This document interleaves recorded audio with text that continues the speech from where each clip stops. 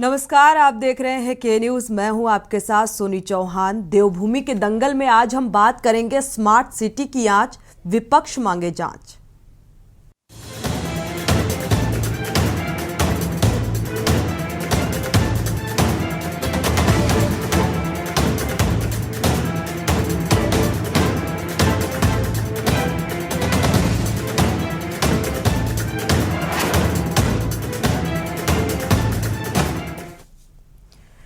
जी हां, उत्तराखंड में सड़क पर घमासान छिड़ गया है। एक तरफ जहां सरकार सड़कों का जाल बिछाने का दावा कर रही है, तो दूसरी ओर उत्तराखंड की विधानसभा अध्यक्ष रितु खंडूरी भूषण जब अपने विधानसभा क्षेत्र में निकलती हैं तो पाती है कि किशनपुर में लोक निर्माण विभाग जो भी सड़कें बना रहा है उनमें गुणवत्ता का कोई ख्याल नहीं रखा जा रहा है। गुस्से में लाल विधानसभा अध्यक्ष रितु खंडूरी ने तत्काल अधिकारियों को फोन घुमाकर उन्हें जमकर फटकार भी लगाई। विधानसभा अध्यक्ष ने इस पर कड़ी नाराजगी व्यक्त करते हुए ठेकेदार की पेमेंट रोकने के निर्देश दिए हैं और साथ ही कहा है कि जब तक सड़कों को उखाड़कर गुणवत्तापूर्वक दोबारा नहीं बना लिया जाता, ठेकेदारों को भुगतान नहीं किया जाएगा। और इधर विधानसभा अध्यक्ष का अधिकारियों को फटकारना तो दूसरी तरफ कांग्रेस ने लगे हाथ स्मार्ट सिटी के कार्यों की जांच का मुद्दा छेड़ दिया है।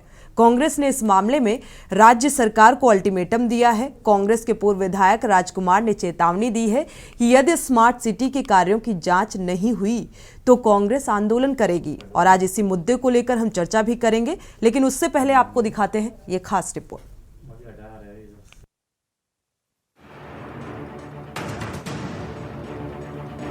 कहते हैं सड़कें विकास का आईना होती हैं, लेकिन क्या करें जब करप्शन की भेंट चढ़ा सिस्टम विकास के इस आईने को खोखला करने में लगा है।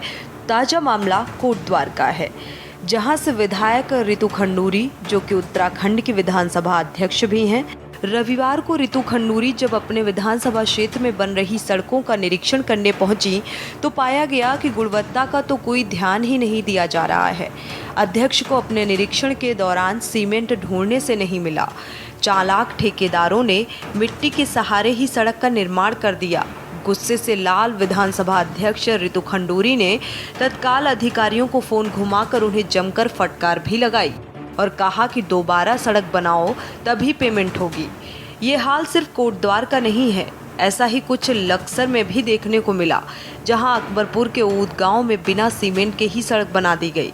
लाखों रुपए से बनाई जा रही लक्सर की इस सड़क को टूटने के लिए बरसात का भी इंतजार नहीं करना पड़ता। क्षेत्र के ग्रामीण दिखा रहे हैं कि करप्शन के मायाजाल के चलते इस सड़क को बिना सीमेंट के ही बनाया जा रहा है। यहाँ पर आपकी ये इंटरलॉकिंग टाइलिंग का क्या सिस्टम है भाई लगाने का? हाँ, क्या सिस्टम है? ये सारा तो खाली दिख रहा है मुझे। ऊपर से क्या सीमेंट का लेयर नहीं लगना चाहिए? साइड में अरे कुछ तो भरा नहीं है, सारा तो खाली दिख रहा है मुझे। हाँ हाँ, नहीं है, कहीं भी नहीं है। शुरू से लेकर मैं अब आधा चल गई हूँ, कहीं नहीं है। इसका पेमेंट हो गया है क्या?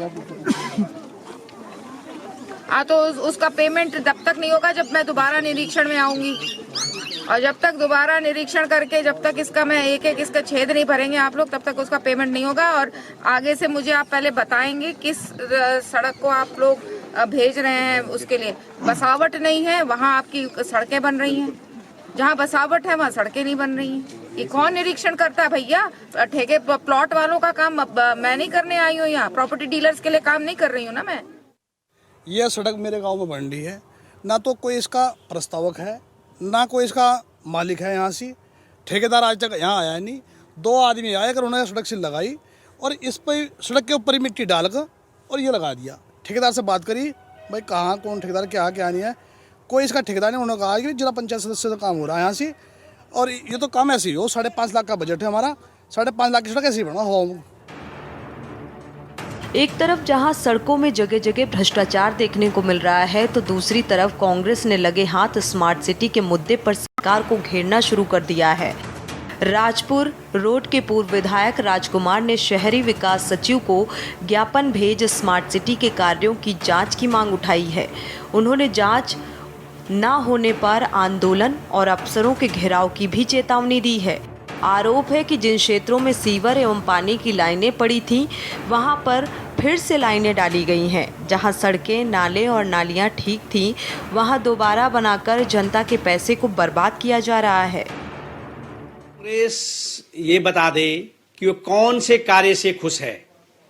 वो सिर्फ उन कार्यों से खुश होती है जो देशद्रोही ताकतें हैं, जो समाज को तोड़ने का काम करती हैं, उन कामों से कांग्रेस खुश होती है।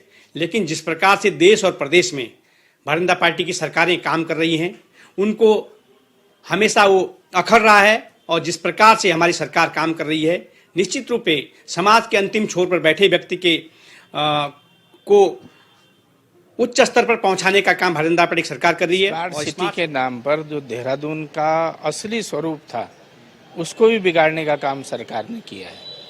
आप जगह जगह देखते सड़कों में खट्टे पड़े हैं, मेन होल खुले पड़े हैं, नालियां चौक पड़ी हैं, कहीं पर कोई काम नहीं हो रहा। सीवर लाइन का काम जहां खुद ही रह गई है, वो रोडें सही तरीके से नहीं हुई, कच्ची रोडें यहाँ बन गई हैं।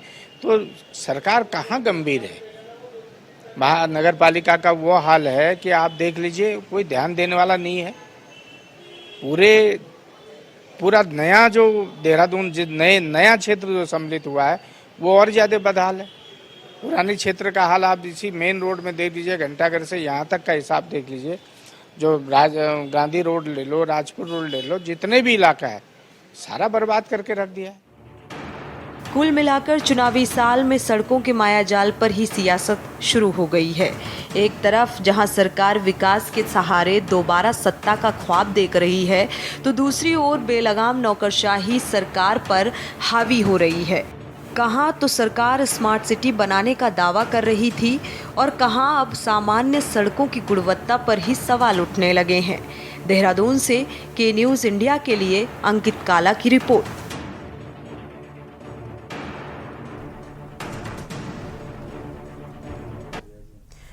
जी हाँ, चुनावी साल है और जाहिर सी बात है इसमें सड़क सुरक्षा, स्वरोजगार, बिजली, पानी जैसी मूलभूत सुविधाओं को लेकर सत्ता में आने की बजाय, सियासत करने के बजाय अब सड़क का मुद्दा हावी होता नजर आ रहा है। और कांग्रेस स्मार्ट सिटी को लेकर अब जांच कराए जाने का जिक्र कर रही है। इसी को लेकर हम चर्चा करेंगे। हमारे साथ खास मेहमान भी जुड़े हुए हैं। रविंद्र कुमार जी हैं, बीजेपी प्रवक्ता, आपका स्वागत है इस चर्चा में शामिल होने के लिए। साथ ही राजेश चमोली हैं, कांग्रेस प्रवक्ता हैं, आपका भी स्वागत है इस चर्चा में शामिल होने के लिए। हेमा भंडारी हैं, आम आदमी पार्टी से, आपका भी स्वागत है इस चर्चा में शामिल होने के लिए। पीसी थपलियाल वरिष्ठ यूकेडी नेता हैं, आपका भी स्वागत है। सुभाष झा वरिष्ठ पत्रकार हैं, आपका भी स्वागत है इस चर्चा में शामिल होने के लिए। सबसे पहले रविंद्र कुमार जी आपके पास आएंगे। देखा जाए तो सरकार की गंभीरता नजर नहीं आ रही है। स्मार्ट सिटी का हम सपना संजोए बैठे हुए हैं, सड़कों का बुरा हाल नजर आ रहा है। देखिए, गंभीर अगर ना होते जी, तो जब भी स्मार्ट सिटी का मामला उठाया है या स्मार्ट सिटी को लेके लेट होने का मामला उठाया है जी, या व्यापारियों को परेशानी को लेके मामला उठाया है या सड़कों पे जगह जगह खड्डे स्मार्ट सिटी के नाम पे कर दिए, इसका मामला उठाया, तो ये सब भारतीय जनता पार्टी ने ही तो उठाया है और सरकार में रहते हुए उठाया है। आज विपक्ष जिस बात को कह रही है, चाहे ऋतु मसले उठाना अच्छी बात है रविंद्र जी, लेकिन सड़कों की गुणवत्ता आपने पूरी रिपोर्ट देखी होगी कि किस तरीके से मानक के विपरीत बनाई जा रही हैं सड़कें। क्योंकि सड़क कहते हैं ना, जिस शहर और गांव का विकास वहां की सड़कों से पता चल जाता है। देखिए, मैं इस बात को ही कह रहा हूं, अगर आज सड़क की कहीं बनाते हुए अनियमितता पाई गई है या उसमें कुछ दोष है, तो ये भी तो उठाया हमारे विधायक ने, हमारे पार्टी के नेता ने ही है ना। अब अगर क्या उसे देख के हम चुप हो जाएं? अगर मान लो मैं पार्टी का नेता हूं, कार्यकर्ता हूं, कहीं कुछ गलत हो रहा है, अनियमितता हो रही है, मेरा फर्ज बनता है, क्योंकि वो पैसा मेरे प्रदेश का है, मेरे प्रदेश के विकास के लिए, उसे उठाऊं और उसको लेके जो लोग इस पे काम कर रहे हैं उसको फटकार लगाऊं।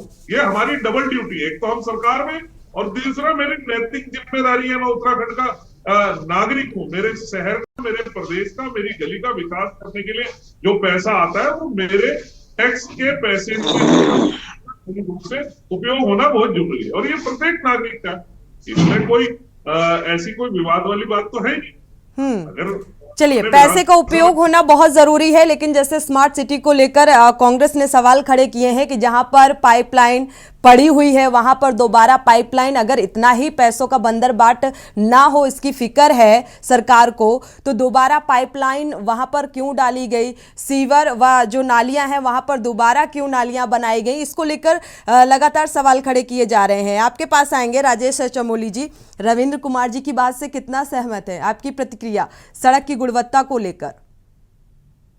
सोनी जी, देखिए, रविंद्र भाई तो पार्टी का पक्ष रख रहे हैं, उनको बचाव करना है। देखिए, सच्चाई जो इस राज्य की है, 2017 से देहरादून स्मार्ट सिटी का काम शुरू हुआ और 2017 से लेकर लगातार कांग्रेस हर बार ये कहती आई कि जो पैसों की बंदरबाट है, कम से कम 1400 करोड़ रुपए, हम सभी पैनलिस्ट यहाँ पर बैठे हैं, सभी को पता है कि लगभग 1400 करोड़ रुपए इस देहरादून स्मार्ट सिटी के नाम पे सरकार ने खपा दिए हैं। और वो 1400 करोड़ की हालत आप देख लीजिए, आप देहरादून के किसी भी एंगल में चले जाइए, किसी भी रोड पर चले जाइए, अगर आप हिचकोले नहीं खाएंगे तो मैं कहूंगा कि ये स्मार्ट सिटी की हालत आपने ऐसे बस से बक्कर कर दिए। पलटन बाजार देहरादून का हृदय होता था, उस पलटन बाजार के सौंदर्यकरण पे नाम पे आपने करोड़ों रुपए उड़ा दिए, लेकिन आज वो बस सूरत बना दिया उस पलटन बाजार को। आप प्रेमनगर चले जाइए, आपने प्रेमनगर की तरफ चारों तरफ अतिक्रमण के नाम पे दुकानों को तोड़ने का काम किया, लोगों की जो बसी बसाएं दुकानें थी उनको तोड़ने का काम किया कि हम स्मार्ट सिटी बना रहे हैं। लेकिन उस पूरे रोड का आप हालत देखिए कि मतलब रोडों का हालत ऐसे कर दिया कि हर जगह, मतलब कोई रोड ऐसी नहीं है जो सिंपल जिसपे गाड़ी मतलब बिल्कुल पूर्ण रूप से चले, हिचकोले खाली कर देगी गाड़ी।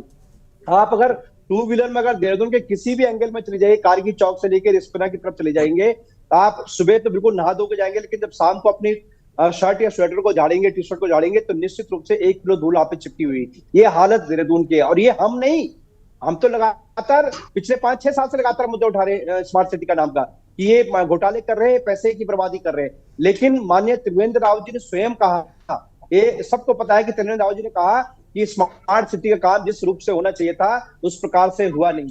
खजानदास जी ने 2-3 बार धमकी दी है कि हम धरने पे बैठेंगे, मतलब स्मार्ट सिटी में घोटाला हो रहा है। और देहरादून के स्वयं के मेयर, बीजेपी के मेयर, अपनी सरकार पे जो पिछले 5 साल से यहाँ पे मेयर बने बैठे हैं, पिछले 6 साल से बीजेपी की सरकार उत्तराखंड में है, अपनी सरकार पे आरोप लगा रहे हैं कि क्योंकि कार्यक्रम जो कार्य शुरू हुआ 2017 से हुआ, और जब कार्य 2017 से हुआ तो वो आरोप लगा रहे हैं कि मुख्यमंत्री को उन्होंने पत्र लिखा कि देहरादून जो स्मार्ट सिटी पे करोड़ों रुपए गबन हुआ है उसकी जांच होनी चाहिए, उसके अधिकारियों की जांच होनी चाहिए। ये तमाम बातें बीजेपी के स्वयं के नेता कर रहे हैं, लेकिन ये पुष्टि इसलिए हो रही है क्योंकि लगातार पिछले 5-6 साल से कांग्रेस हर मुद्दे को उठा रही है। अब आपके सामने ऋतु खंडूड़ी जी ने मामला उठाया है कि सड़कों के, क्योंकि अधिकारी सुन ही नहीं रहे।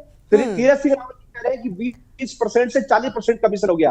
आप आकलन कर सकते हैं, जिस राज्य में पूर्व मुख्यमंत्री स्वयं कह रहा हूं कि उनकी सरकार में जो कमीशन 40% का हो गया है, उस राज्य की सड़कें, उस राज्य के जो हालत है वो कैसे सुधरेंगे। अब मैं आपके सामने 2-3 एग्जाम्पल देना चाहता हूँ सोनी जी।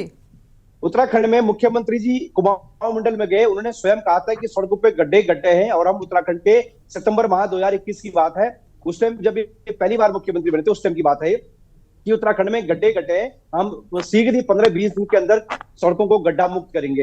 हालात ऐसे हैं राज्य के गड्ढा मुक्त के, इस पे जो सील लगा रही है उत्तराखंड में, अभी आपको पता होगा पटवारी भर्ती लेखपाल भर्ती हुआ था, उसमें एक युवा ने उत्तरकाशी में कहा कि सील टूटी है और एक ने गोपेश्वर में कहा सील टूटी है। आनंद फानने में सरकार ने सब चीज सील टूटने को, क्योंकि वो जानते थे कि अगर पेपर लीक की बात होगी तो सरकार की फिर दूसरा हो जाएगा। उन्होंने कहा कि सड़कों पे गड्ढे होने के कारण सील टूटी है। मैं आपको ये बताना चाहता हूँ, ये प्रूफ किया है उत्तराखंड की पुलिस ने, अपनी वेबसाइट से जारी किया है कि जो उस पेपर की सील टूटी है वो इसलिए टूटी है कि सड़कों पे गड्ढे हैं। ये मैं नहीं कह रहा हूं, उत्तराखंड की सरकार, उसके प्रशासन, शासन के लोग कह रहे हैं कि सड़कों पे गड्ढे हैं। ऋषभ पंत का इतना बड़ा एक्सीडेंट हुआ है, देश का इतना बड़ा क्रिकेटर, वो सिर्फ इसलिए हुआ है कि सड़कों पे गड्ढे थे। ये स्वयं का बयान आपने ऋषभ पंत के मुंह से रविंद्र कुमार जी से इसका जवाब लेंगे जब वापस लौटेंगे। हेमा भंडारी जी, वाकई भ्रष्टाचार, करप्शन इतना ज्यादा है जिसकी भेंट चढ़ती हुई ये सड़कें नजर आ रही हैं? देखिए सोनी जी, यहाँ भी खुदा है, वहां भी खुदा है, जहां भी देखो खुदा ही खुदा है। तो हालात तो ये है कि खुदाई सब तरफ है, खुदाई सब तरफ है, लेकिन किस तरह से उसका निर्माण हो रहा है, किस तरह से विकास हो रहा है। 2017 से स्मार्ट सिटी बनने के नाम पर अभी तक 50% काम भी नहीं हुआ है। और उत्तराखंड का दुर्भाग्य है कि जब से उत्तराखंड गठन हुआ है, यहाँ पर जो है अफसरशाही बहुत हावी रही है। और डबल इंजन की सरकार में अफसरशाही इतनी प्रभावी है कि अफसर इनके मंत्रियों की नहीं सुनते हैं। आप देखिए कि डामरीकरण का जहां जहां भी कार्य चलता है वहां पर सड़कें उखड़नी शुरू हो जाती है। किस तरह का डामरीकरण किया जा रहा है, जहां जहां भी विधायक निधि या अन्य निधि से कोई भी निर्माण हो रहे हैं वहां पर अनियमितताएं इतनी पाई जा रही हैं।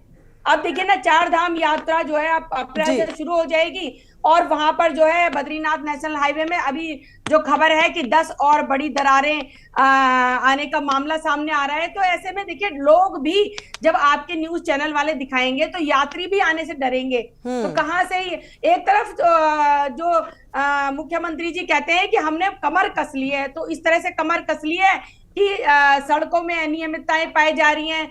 जहां जो है कह रहे हैं 4 धाम यात्रा शुरू होने से पहले हमने जो है बहुत अच्छी तरह कवर, लेकिन यहाँ पर जो है जो इनके खुद के, आप देखिए ना, खुद के ही मंत्री नेता अपनी ही सरकार, पिछली सरकार पे जो है वो लगाते हैं, इल्जाम लगाते हैं कि अफसरों की द्वारा सुनवाई नहीं हुई। अब आप जब इनके ही शीर्ष नेतृत्व की सुनवाई नहीं हो रही है तो आम जन का क्या हाल होगा आप ये देख सकते हैं। लेकिन इनके जो है, मुझे लगता है कि लेकिन खामियाजा तो आम जनता को ही भुगतना पड़ रहा है। कहते हैं उत्तराखंड खूबसूरती के लिए जाना जाता है, पर्यटन स्थल है, लोग जाते हैं वहां पर घूमने के लिए। सड़कों की बदहाली ऐसी होगी तो पर्यटन पर भी इसका प्रभाव देखने को मिलेगा, जैसे पलायन, लोग शहरों की तरफ पलायन करने को मजबूर हैं। पीसी थपलियाल जी, क्या वाकई जो बेलगाम नौकरशाही की ये तस्वीर है, ये मान लिया जाए? देखो, नौकरशाही जो होती है उसके लिए हम जनप्रतिनिधि चुनते हैं वॉचडॉग के रूप में, और 22 साल से जो हमारे जनप्रतिनिधि हमने विधानसभाओं में भेजे हैं उनको हमने अकूत संपदा का मालिक होते हुए देखा है। भाजपा का प्रवक्ता भी इससे नकार नहीं सकता और कांग्रेस के प्रवक्ता भी नहीं नकार सकते कि मैं अपने आंखों के सामने देखते देखते उनको बेशुमार दौलत का मालिक, चाहे भाजपा का नेता रहा हो चाहे कांग्रेस का नेता रहा हो। और उसके बाद जो कमीशन है पीडब्ल्यूडी, जिस सड़कों की हम बात करते हैं, ये पीडब्ल्यूडी एक फर्स्ट डिपार्टमेंट है जहां से करप्शन शुरू हुआ, और करप्शन शुरू होते होते नौकरी बेचने तक का करप्शन आ गया, क्योंकि भारतीय जनता पार्टी विश्व की सबसे बड़ी पार्टी बनी और उसके कार्यकर्ताओं की डकैती फौज बड़ी संख्या में बढ़ी। कांग्रेस के पास कार्यकर्ताओं की डकैती फौज कम है और भारतीय जनता पार्टी की तिगुनी चौगनी है, और उनको सेटिस्फाई करने के लिए कहीं से तो चाहिए। अब मैं कहता हूं कि हमारी पीडब्ल्यूडी में पहले जो कमीशन था खुलेआम, आज लिख के ले लो, मैं चैनल में कह रहा हूं, वो जब टेंडर मिल जाता था, काम हो जाता था, तब कमीशन देते थे जी। हरीश रावत जी के समय में क्या हुआ, इसको लिख लो आप। उनके चेले ने पीडब्ल्यूडी में बोला कि पहले कमीशन दो और तब तुम्हारे को टेंडर मिलेगा। बताइए, और ये प्रथा आज दिन तक चालू है, बददस्तूर। बेचारे लोन लेकर वो पैसा चुकाते हैं कमीशन, और तब जाके काम शुरू होता है। अब बेचारी रितु खडूरी फोटो लेकर कैमरों के बीच में सड़क पे जाकर देख रही है। वो तो एक अनुभवी पिता की बेटी है, जिसके पिता चीफ इंजीनियर रहे हैं एमईएस में, मिलिट्री में, जो ऐसा करके देख लेते थे कि क्या गुणवत्ता है यहाँ की। अब ये बेटी वहां जाके देख रही, तो इसको ये नहीं मालूम कि हमारे देश में और हमारे राज्य में ये पीडब्ल्यूडी कैसे काम करता है। वहां से वो ठेकेदार को भड़का रही है, उसको ये नहीं मालूम कि तुम्हारे ठेकेदार ने कितनी बड़ा कमीशन दिया है। तो कमीशन को रोकने की हिम्मत है उसको। मैं सलूट करता हूं रवि कुमार जी को, ये पहले प्रवक्ता देखता हूं मैं भारतीय जनता पार्टी के जो स्वीकारते हैं अपनी कमी को। इनके यहाँ 2 धड़े हो चुके हैं। एक धड़ा है त्रिवेंद्र स्वीकारना रावत का, अच्छी बात है, लेकिन आवाज भी उठानी पड़ेगी। अगर भ्रष्टाचार की भेंट ये मूलभूत सुविधाएं चढ़ेंगी तो आम जनता का क्या होगा? क्योंकि हम जब सत्ता में आते हैं तो वादे भी कुछ आम जनता के लिहाज से ही करते हैं। थपलियाल जी हमारे साथ वरिष्ठ पत्रकार हैं, सुभाष झा जी आपके पास आएंगे। जैसा कि थपलियाल जी कह रहे थे, कमीशन देकर टेंडर पास कराने की जो प्रथा है वो PWD से चली आ रही है और एक लंबे अरसे से चली आ रही है, तो विराम तो लगाना पड़ेगा इसमें। कैसे लगेगा? ये सिर्फ केवल ये PWD में ही नहीं चल रहा है जी, सब जगह ग्रामीण विकास विभाग है उसमें भी चल रहा है। जितनी सड़क से संबंधित और निर्माण से संबंधित जितने भी काम है, वो चाहे सिंचाई विभाग हो चाहे अन्य विभाग हो जी। अब पहले मसला ये होता था कि काम होने के बाद कमीशन मिलते थे जी। अब मसला ये हो गया है कि सीधा सीधा कि आप पहले जो है पहले कमीशन दे दीजिए, उसके बाद जाकर के आप काम कीजिए। दूसरी जो नई तब्दीली आई है, जो सरकार ने, मुझे लगा कि यहाँ ये डेवलप होना चाहिए था, वो ये है कि यहाँ एक बार सड़कें बनेंगी, उसके बाद सीवर लाइन बिछाने वाले सड़कें बन जाएंगी, उसके बाद सीवर वाले उसको कोरने चले आएंगे जी। सीवर वाले उसको ठीक करके जाएंगे, उसके बाद लाइनमैन वाले, केबल वाले उसको उखाड़ने चले आएंगे। और साल में 3-3 बार सड़कें बनती हैं और 3-3 बार सड़कें उखड़ती है। मुझे आज तक ये समझ में नहीं आया कि यहाँ के अधिकारी और यहाँ के नेताओं को ये समझ क्यों नहीं आता जी कि ये करोड़ों रुपए बर्बाद जाते हैं, हर साल सड़कें 3 बार बनती हैं, आखिर ये पैसा किसका जा रहा है? और आपको आखिर कितना कमीशन खाना है कि आप 3 बार जो है सड़कों का निर्माण कराते हैं? भाजपा अपने को बहुत ईमानदार सरकार कहती है, तो आखिर सवाल ये उठता है कि इनके इतने कार्यकर्ता हैं गली गली मोहल्ले में, हर घर में, आखिर आप इस पे ध्यान क्यों नहीं देते कि एक कोऑर्डिनेशन कमेटी बने, जो एक कोऑर्डिनेशन का एक अधिकारी बने, जो PWD को भी देखे, जो सीवर लाइन को भी देखे और जो केबल वाले और बिजली वाले हैं उनको भी देखे। चूंकि सड़कों पे खुदाई होगी तो उनसे पूछना पड़ेगा। तो ये तीनों विभाग के कोऑर्डिनेशन का एक काम हो जाएगा तो अरबों अरब रुपया बचेगा, सरकार का, देश का बचेगा, उसको दूसरे कार्य में लगाया जा सकता है। बिल्कुल। लेकिन सवाल यह है कि फिर खाने का काम जो पेटी कॉन्ट्रैक्टरी बंद हो जाएगा। और दूसरा जो सबसे बड़ा मुद्दा है वो ये है कि जो कंपनी ठेके लेती है वो कंपनी ठेका नहीं कराती, काम कराते हैं दूसरे छोटे छोटे लोग जो पेटी कॉन्ट्रैक्टरी में काम करते हैं।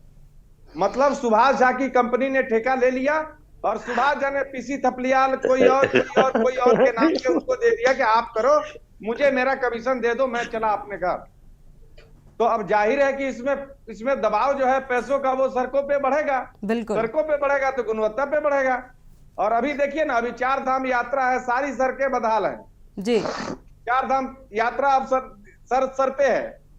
2 महीने इनके पास बचे हुए हैं, 2 महीने में ये कहां ठीक करेंगे? फिर ऊपर से एक लेयर का 1 इंच की सड़कें बनेंगी, फिर बारिश में वो सड़कें बह जाएंगी, फिर अगला साल इसी तरह PC थपलियाल जी, हम, रविंद्र कुमार जी, सारे लोग हम लोग बैठ के डिस्कस कर रहे होंगे इसमें। लेकिन एक बात कायदे की है जो कहना चाहिए, क्योंकि मेरा कांग्रेस, भाजपा और PC थपलियाल जी के UKD से और आपसे लेना देना नहीं जी।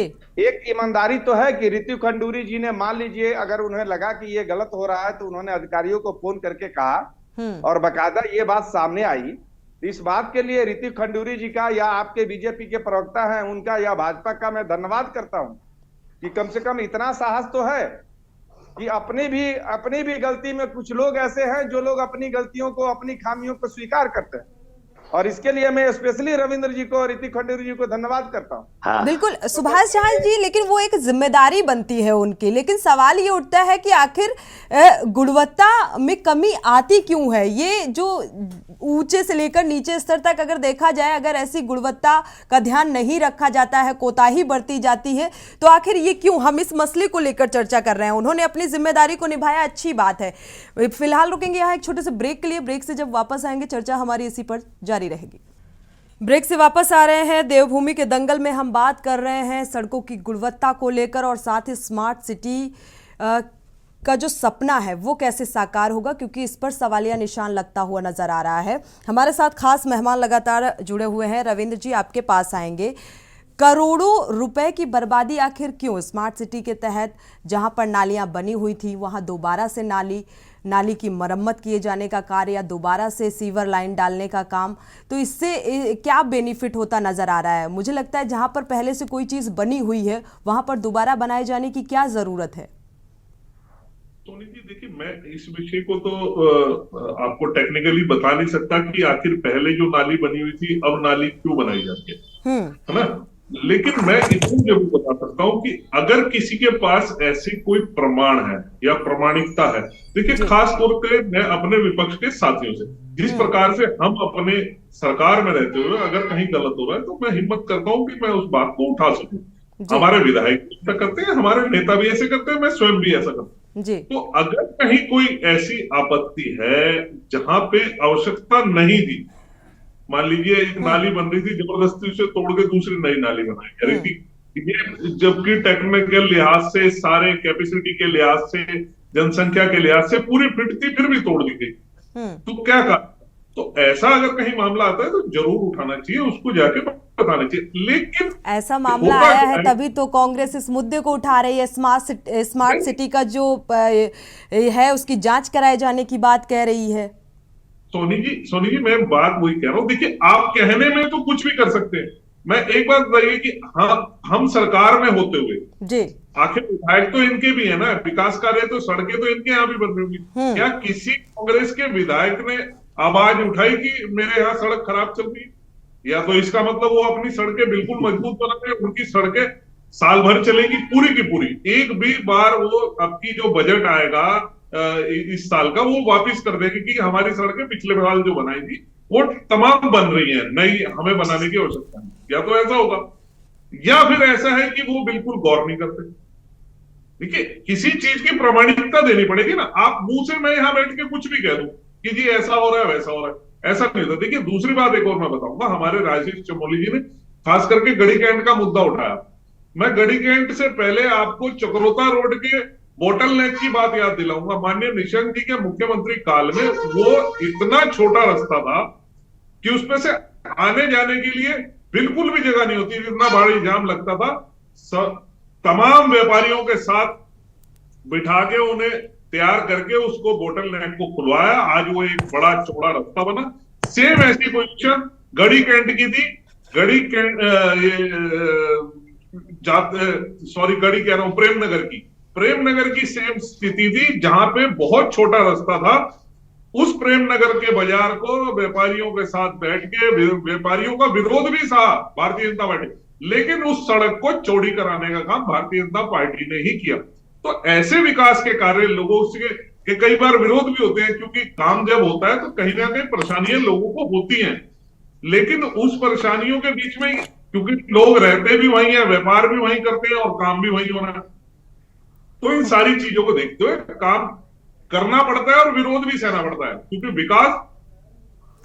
विकास कर रहे हैं आप लोग और इसीलिए विरोध का सामना करना पड़ रहा है, यही कहना चाह रहे हैं रविंद्र कुमार जी आप? देखिए आरोप लगाना गलत बात है। देखिए अभी राजेश जी ने कहा कि इतनी बड़ी चिट्ठी लिखी, वहां भ्रष्टाचार हो रहा। मुझे इस विषय के लिए की कोई जानकारी नहीं है कि कहीं किसी ऐसा कुछ कहा कि भ्रष्टाचार। हाँ ये जरूर हुआ, पीछे चाहे माननीय खजानदास जी ने कहा हो, चाहे मेयर साहब ने कहो, कि लगातार इसके काम की डेट को आगे बढ़ाया जा रहा है। जो समय टाइम निर्धारित हुआ था स्मार्ट सिटी को बनाने के, उसमें कहीं ना कहीं लेट लेती हो रही है। इसको लेकर हमारे विधायक ने भी हुआ, लेकिन कहीं कोई भ्रष्टाचार की अगर आपके पास कोई है, ऐसी चीज है, लेकिन ये खाली कह देना कि जी नहीं ये तो भ्रष्टाचार हो रहा है, यहाँ तो ये हो रहा है, तो ये कहना नहीं। स्मार्ट सिटी के नाम पर जो विपक्ष की तरफ से आरोप और साथ ही जांच कराए जाने की मांग भी इसी बेस पर की जा रही है ना रविंद्र जी, कि कहीं ना कहीं जो सीवर लाइनें, जाहिर सी बात है आप एक जगह दोबारा अगर काम करवाओगे, एक नाली बनी हुई है वहां पर नाली फिर से बनवाओगे तो फिर वहां पर तो बजट देना पड़ेगा ना, तो वहां पर कहीं ना कहीं बंदरबाट हो रहा है पैसों का। अब वही पैसा कहीं दूसरी जगह लगा दिया जाए। राजेश जी कितना इत्तेफाक रखते हैं रविंद्र जी की बात से? सोनी जी देखा ऐसा है कि रविंद्र भाई ने पार्टी का पक्ष रखा, अपनी मजबूरी में रखा, इसलिए रखा, ये कह रहे हैं कि कांग्रेस से किसी व्यक्ति ने सड़क का मामला उठाया। कांग्रेस पिछले 6 साल से भ्रष्टाचार के मुद्दे को लगातार कह रही थी कि भारतीय जनता पार्टी के नेता नौकरियों को बेचने का काम कर रहे हैं। आज आपके सामने ये प्रूफ हो गया, पूरा उत्तराखंड जानता है कि हर नौकरी पर 10 से 25-30 लाख रुपए। आप देखिए मेयर साहब ने कहा आप भूल गए नवंबर के महीने मेयर साहब का स्टेटमेंट है। नहीं रविंद्र भाई, आप चैनल में झूठ मत बोलिए। रविंद्र साहब देखिए, चैनल में झूठ मत बोलिए।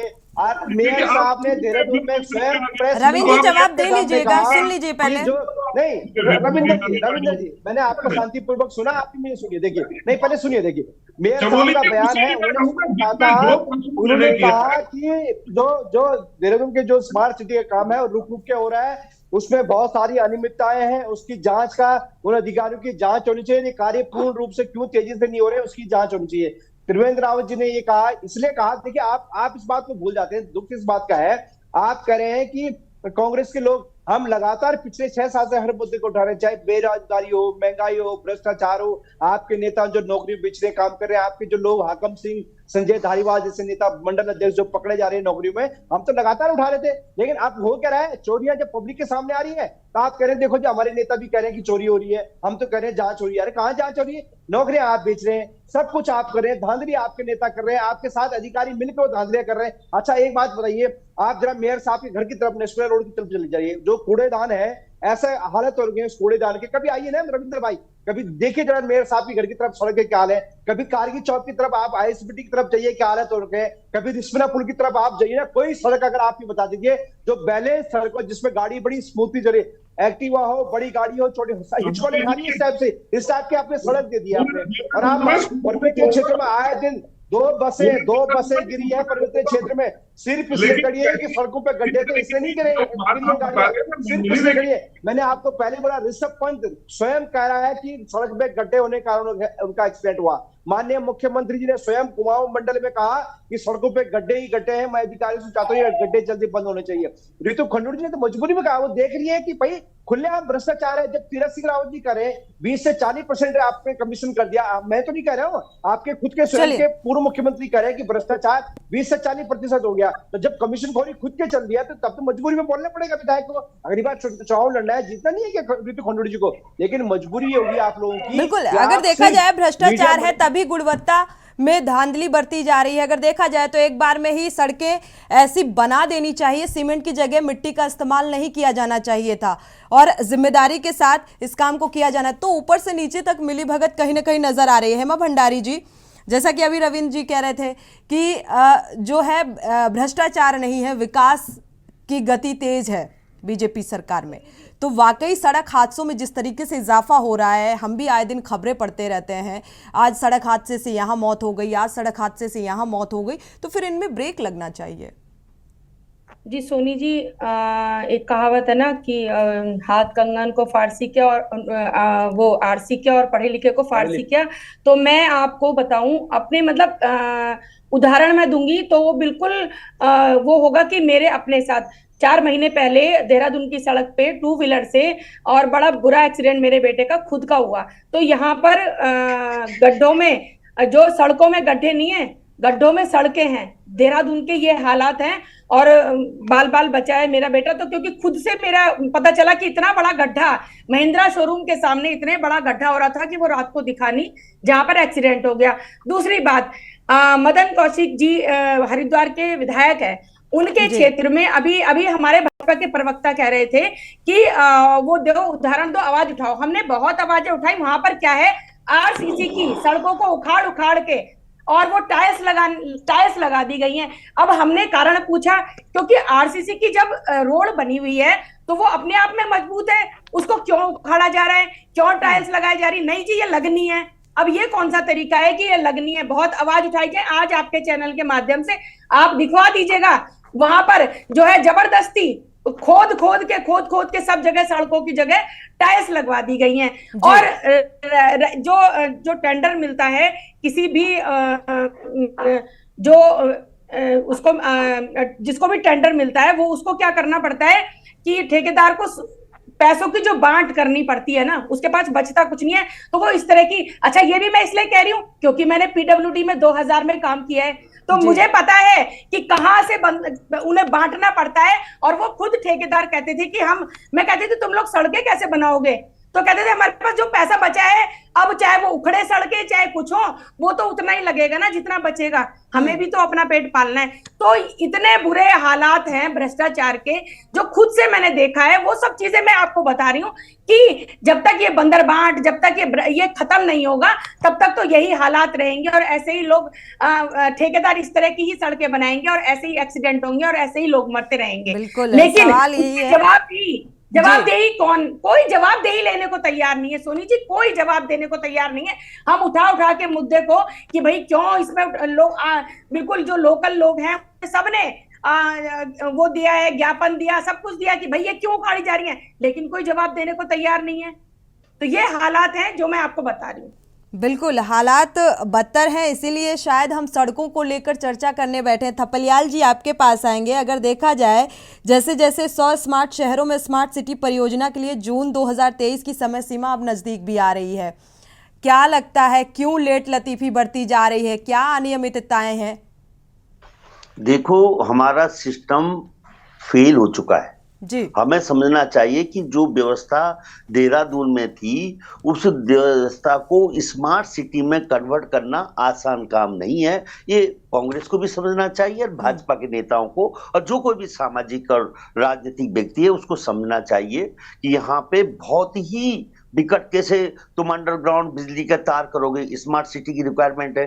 किस तरह से तुम घर घर में गैस पहुंचाओगे, वो स्मार्ट सिटी की रिक्वायरमेंट है। जब हमारे सामने हमारा ऐतिहासिक परेड ग्राउंड की हत्या हो रही थी, हम चुप थे। भाजपा भी चुप, रवि कुमार जी भी चुप थे और कांग्रेस भी चुप थी, पीसी थपलियाल भी चुप था, क्योंकि जनता अब जनता नहीं रह गई मैडम।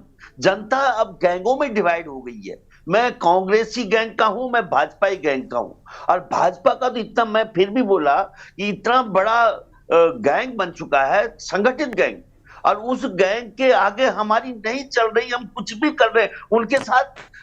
काफी हद तक ऐसा मीडिया भी उन्होंने मैनेज कर लिया है अपने साथ कि वो हमारी आवाज दब के रह जाती है, हम बोल ही नहीं पाते।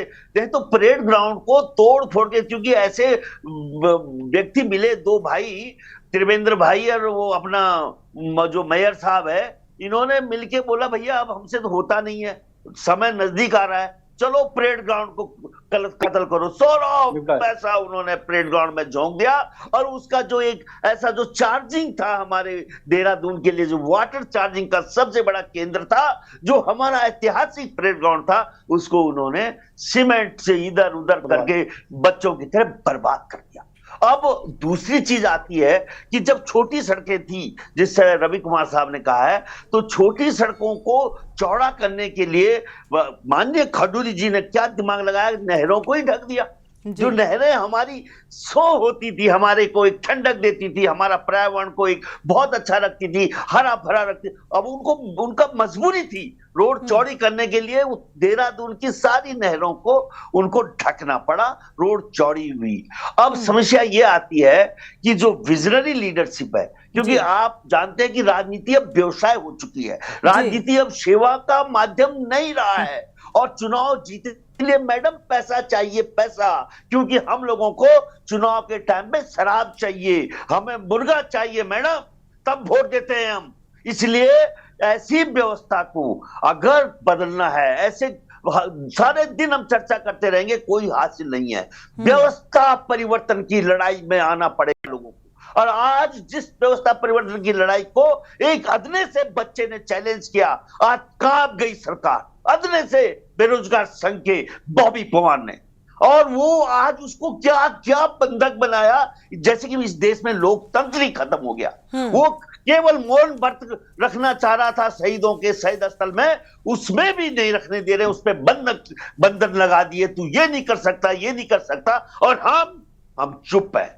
जनता का चुप होना इस राज्य का विनाश का कारण बनेगा, और ये समस्या हमारे लिए बहुत बड़ी हो गई। हम कितना चिल्लाएं, क्या करें, हमने अपना जीवन खपा दिया, लेकिन हम जनता को, क्योंकि वो जनता हिंदू बनना चाहती है, जनता को ऐसा पिला दिया है कि उससे बाहर निकालना पसीना छूट रहा है मैडम। उत्तराखंड भारतीय जनता पार्टी की सबसे बड़ी प्रयोगशाला है। ये भारतीय जनता पार्टी के पूरा जितना केंद्र है, यहाँ पे जितने प्रचारक हैं वो उत्तराखंड के बच्चे प्रचारक पूरे देश में बने हुए हैं भारतीय जनता पार्टी के लिए। इसलिए हमारे लिए, हमारी महिलाओं को वहां पर रविंद्र जी इस बात का जवाब दीजिएगा, भारतीय जनता पार्टी के लिए क्या एक महज उत्तराखंड की जनता प्रयोगशाला है? लेकिन उससे पहले सुभाष झा जी आपके पास आएंगे। जिस तरीके से स्मार्ट सिटी की जो डेट है, समय सीमा है, लेट होती नजर आ रही है, प्रशासनिक शिथिलता इसे मानते हैं आप? देखिए, सिर्फ इसको उत्तराखंड के नजर से मत देखिए। देश में जितने भी 100 स्मार्ट सिटी बनाए गए, वो आज तक एक भी एक स्मार्ट सिटी जो है अभी तक बन के तैयार नहीं हुआ है। बिल्कुल नहीं हुआ है। ये सिर्फ उत्तराखंड की बात नहीं है, दूसरे राज्यों की भी बात है। अब आते हैं मुद्दे पर। सवाल ये उठता है कि जहां ऊपर से लेकर नीचे तक सारे लोग कमीशन खोरी में लिप्त हों, पार्टी का एक छोटा कार्यकर्ता से लेकर नेता तक, पार्टी अध्यक्ष तक, और पार्टी अध्यक्ष क्यों केंद्रीय अध्यक्ष तक, यहाँ से अटैची जाता हो दिल्ली, दिल्ली से अटैची आता हो यहाँ, ये सभी पार्टियों को सबको पता है, ये सबको पता है, कोई नई बात नहीं जी। उस समय आप किससे ईमानदारी की गुंजाइश करेंगे? आप कहाँ नालिश करेंगे? और आपके नालिश की सुनवाई कहाँ होगी? और धीरे धीरे ये 2% से 10%, राजीव गांधी के समय में 15% की बात थी, आज पीसी थपलियाल जी कर रहे हैं 40%। जी। मुझे तो लगता है कि कांग्रेस अगर सही में विपक्ष वाली भूमिका निभा रही है ईमानदारी से, तो उसको एक बोर्ड लगवाना चाहिए, सब जगह इनाम घोषित करे कि गड्ढे में जो है सड़कें ढूंढिए और इनाम पाइए। अभी देहरादून की हालत बहुत जगह कमोबेश ऐसी ही है, जो गड्ढों में सड़कें ढूंढिए और इनाम पाइए। और आप जो कर रही हैं इसको व्यंग्यात्मक लहजे में अगर मैं कहूं, तो व्यंग्यात्मक लहजे में मैं ये कहूंगा कि भाजपा के लोगों को इस बात की चिंता है कि चूंकि लड़के जो है सड़कें स्मूथ होंगी तो लड़के बहुत तेजी से चलेंगे और गाड़ी उड़ाएंगे, लोग तेज दौड़ाएंगे, तेज नहीं दौड़ाएंगे तो एक्सीडेंट कम होगा। और इसीलिए जो है ये सरकार जो है जगह जगह गड्ढे और सड़कें खराब की हुई है कि यहाँ जो है कोई तेजी से ना चले, सब आराम से चलें, सुस्ता के चलें और धीरे धीरे चलें। लेकिन इसमें सबसे बुरा हाल जो है वो ट्रैफिक व्यवस्था का है। आप जा करके देखिए, 2-2 घंटे 3-3 घंटे देहरादून ट्रैफिक व्यवस्था में बहुत अच्छी व्यवस्था थी, लेकिन पता नहीं हमारे रविंद्र भाई उसको नहीं संभाल पा रहे हैं, रविंद्र भाई की मशीनरी जो है वो नहीं संभाल पा रही है, चाहे जो। हाँ, इस टोटालिटी में एक चीज सबसे बड़ी बात है जो धामी सरकार में मुझे जो लगता है, मुख्यमंत्री और भी रहे भाजपा के, मुझे लगता है कि अधिकारियों पर जितना नकेल धामी सरकार को कसा जाना चाहिए था धामी सरकार की तरफ से, उसमें ये मुख्यमंत्री फेल हैं। इरादतन फेल हो ना हो ये अलग मसला है। बिल्कुल, सुभाष झा जी आज सुन रहे थे पुष्कर सिंह धामी कह रहे थे कि शिक्षा के स्तर को बेहतर बनाया जाए। जी, मैं अपनी बात समाप्त करूंगा जी। दूसरी बात मुझे लगता है कि कोऑर्डिनेशन का जो है वो घोर अभाव है सरकार और अधिकारियों के बीच। जी, सरकार, अधिकारियों और कार्यकर्ताओं के बीच कोऑर्डिनेशन का घोर अभाव है। ये नहीं सुधरेगा तो फिर ये व्यवस्था भी नहीं सुधरेगी। रविंद्र जी इस बात से कितना इत्तेफाक रखते हैं, और साथ ही क्या माना जाए जो प्रशासनिक शिथिलता है देहरादून में, स्मार्ट सिटी परियोजना को ये महंगी भी पड़ सकती है? देखिए, एक तो मेरी सोनी जी रिक्वेस्ट थी, अब तो खैर समय समाप्त होने की ओर है, क्योंकि जवाब आपसे लेके सबका देना पड़ता है, तो बीच बीच में 10-10 सेकंड अगर देंगे तो सबकी बात याद करते हुए जवाब दिया जा सकता है। बिल्कुल बिल्कुल बिल्कुल। देखिए, जिस प्रकार से पीसी थपलियाल जी ने अपनी बात को कहते कहते लास्ट वो हिंदू मुसलमान पे आ ही थे, और फिर कर रहे, आप प्रयोग बताओ दादा या कुछ भी बताओ, आपको सिर्फ इस बात से दिक्कत है कि आज भारतीय जनता पार्टी अच्छा काम कर रही है। मैं सभी को, ये जवाब मेरा सभी के लिए है, चाहे वो हरिद्वार बाईपास का रोड हो, एक लंबे समय से इतने सारे पुल थे, आप उसकी पे चर्चा नहीं करेंगे कि आज उसका चौड़ीकरण हो गया इतना बड़ा, आप चर्चा उसकी भी करेंगे कि हर्रावाला में जो बॉटल नेक बना हुआ था उसे कहीं ना कहीं सरकार क्लियर करने जा रही है, आप उसकी चर्चा नहीं करेंगे। आप उसकी चर्चा नहीं करेंगे। रविंद्र जी, हमारा काम है, जो समस्याएं आएंगी हम उस पर चर्चा करेंगे, आम जनता के लिए जो समस्याएं बनेंगी तो हम उस पर चर्चा करेंगे। आप चर्चा नहीं करेंगे। रायपुर में आपके थानों में आपने फ्लाईओवर बनाया और वो टूट गया, उसकी चर्चा नहीं करेंगे। आप ऋषिकेश में जो आपने रास्ते में जो फ्लाईओवर बनाया वो टूट गया, उसकी चर्चा। राजेश जी, पहले रविंद्र जी को सुन लीजिए, इसके बाद जवाब दीजिएगा। पुल टूटे हैं, देहरादून में भी टूटा पड़ा है। कितने कितने पुल टूट चुके हैं, उन पर भी तो चर्चा कीजिए। आपने जो बनाए जितने भी फ्लाईओवर देहरादून बने, वो सब कांग्रेस के समय के फ्लाईओवर आप लोगों को जिसको राजेश जी, चाहे आज बड़ा फ्लाईओवर हो, आज उस नकेल को पूरी तरीके से कस दिया गया है, उन अपराधियों को जेल डाल दिया गया। आप उसमें चर्चा नहीं करेंगे। रविंदर भाई जी, नितिन गडकरी जी ने अच्छा काम किया है। नितिन गडकरी जी ने अच्छा काम किया है। भारतीय जनता पार्टी का नहीं, लेकिन अच्छा काम किया है, उसके लिए हम अच्छा बोल रहे हैं कि उन्होंने अच्छा काम किया है। भाई काम तो धामी जी भी अच्छा कर रहे हैं। आप देखिए जो गलत कर रहे हैं उसके लिए गलत बोलिए ना, जो हो रहा है गलत उसका नाम आप बोलना चाहिए। आप नहीं करेंगे। आप हमेशा भारतीय जनता पार्टी की आवाज उठाने के बाद आवाज उठाते हैं। आज इस प्रदेश में मैं सही कहूंगा, बिल्कुल क्लियर कहूंगा, इस प्रदेश के अंदर सत्ता भी हम हो गए और विपक्ष भी हम हो गए। हम पहले आवाज उठाते हैं, फिर जाके आपने नया पैटर्न पकड़ लिया है। ये पैटर्न पकड़ लिया, मतलब नौकरियां भी आप बेच रहे हैं, नौकरी भी आप ही लोग कर रहे हैं, बाद में पब्लिक के सामने कह रहे हैं कि हमने उनको पकड़ लिया। रविंद्र जी, विपक्ष का काम विपक्ष को करने दीजिए। नहीं, ऐसा है रविंद्र भाई, ऐसी खाली ताली मत पीटवाइए आप। आप 50 नौकरियां बेच रहे हैं, आप नौकरी बेच रहे बैठ के, और आप पकड़े जा रहे हैं। आपके लोग आप कह देखो जो हमने अपने लोगों को पकड़ा दिया। ये कौन सी नैतिकता है दादा? कैसे कहा आप राजेश जी, नहीं सोनी जी, इनके लोग नौकरियां बेच रहे हैं। संजय धारीवाल इनका मंडल अध्यक्ष था बीजेपी का, पटवारी घोटाला गया जेल में अभी तक पकड़ा गया। और आप कहा है जेल में? संजय धारीवाल बता दीजिए जेल में आएगा, आप बताइए आपका मंडल अध्यक्ष। आप ये बताइए क्या बात मुझे आज भी आपका तैयार लगे, सारे नेता आपके पकड़े जा रहे हैं, आपके आरोप लगे। राजेश जी, रविंद्र जी, समझ में नहीं आ रहा है, दर्शक भी कंफ्यूज हो जाएंगे। मंत्री मंत्री पे नौकरी बेचने का आरोप है, आप लगा रहे हैं, आपने कार्रवाई की। राजेश जी सुन लीजिए, पहले बात तो सुन लीजिए। सोनी जी झूठ बोलने आप भी नौकरी पकड़ रहे हैं, आप नौकरी बेच रहे हैं, और बाद में पकड़वा रहे हैं। आपके नेता नौकरी बेच रहे हैं, नाम कर रहे हैं। आपके सहकारिता मंत्री जी 15 से 20 लाख रुपए नौकरियां बेच रहे हैं, मुख्यमंत्री राजेश जी की चिट्ठी छुड़वाने का चिट्ठियां जारी हो रही है, और आप बात कर रहे हैं हमारे बहुत अच्छा काम कर रहे हैं। जीरो टॉलरेंस की सरकार में कैबिनेट मंत्री भ्रष्टाचार के आरोप पे आप बता दीजिए। माननीय पीडब्ल्यू मिनिस्टर के लेटर हेड पर नकली, उनका पर्सनल सेक्रेटरी नकली विभाग मतलब बना देता है। 6 महीने मिनिस्टर को पता रहता कि मैंने अपनी विभाग का अध्यक्ष बन चुका है, फर्जी लेटर जारी करवा रहे जगह जगह से। राजेश जी, आपकी बात पूरी हो गई। साधनों पे विश्वास करते हैं। नहीं सोनी जी झूठ बोल रहे हैं, रविंद्र भाई कह रहे हैं हमारी मतलब इन्हीं के लोग नौकरियां बेच रहे हैं, इन्हीं के लोग पकड़े जा रहे हैं, बाद में कह रहे हैं हम इनको जेल में डाल रहे हैं। राजेश जी, अगर बात पूरी हो गई हो तो मैं सवाल कर लूं।